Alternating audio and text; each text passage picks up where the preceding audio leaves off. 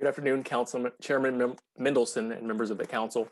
I'm Oliver Spurgeon, a Ward 8 resident, treasurer of DC Strings, and also a board member. We're a nonprofit organization committed to bringing music to all parts of our city, particularly underserved areas. It's important to perform live music in neighborhoods in areas where it isn't normally heard, so people get a chance to hear music in the context of their everyday lives. DC Strings Workshop operates from the belief that all people, particularly young people, should experience the joys of music and have access to quality music instruction. Even during the pandemic, we've developed new ways to engage our audience of adults and youth alike through virtual concerts, music lessons, workshops, and even conversations that are virtual as well. DC Strings believes that each student's creativity and self-expression is a birthright and that all children should have access to performing arts, visual arts, and the humanities. I'm here today to call upon DC's public and charter schools to expand their music programs by partnering with more community-based music organizations in the neighborhoods where students live. Unfortunately, many music teachers in DC public schools continue to do more with less. In one of the highest per pupil spending school systems in our nation, our students deserve robust opportunities to learn an instrument, understand the history of jazz and go-go, or how the jobs of the future in music technology and production are attainable to them.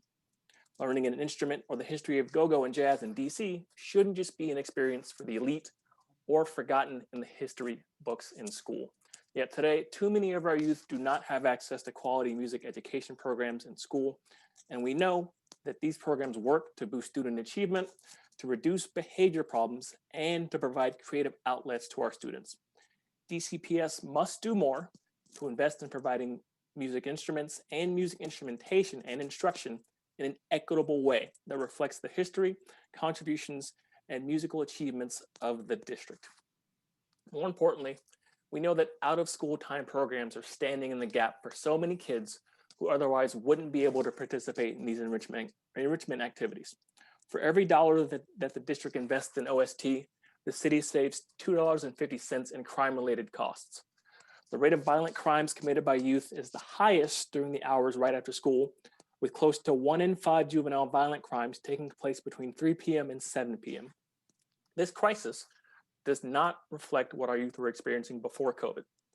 Sadly, in 2019, about 1 in 3 middle school students and 1 in 5 high school students seriously thought about killing themselves. Of the 5 million students impacted by mental health issues in the US, 80% of students won't receive counseling, therapy, medication, or treatment. And this means that more than 20,000 children covered by Medicaid in DC likely have a mental health disorder that can be identified and requires treatment, but year after year, the data shows they go without. Chairman, I urge you guys to continue to demand answers and more accountability that are sorely lacking in DCPS. Thank you.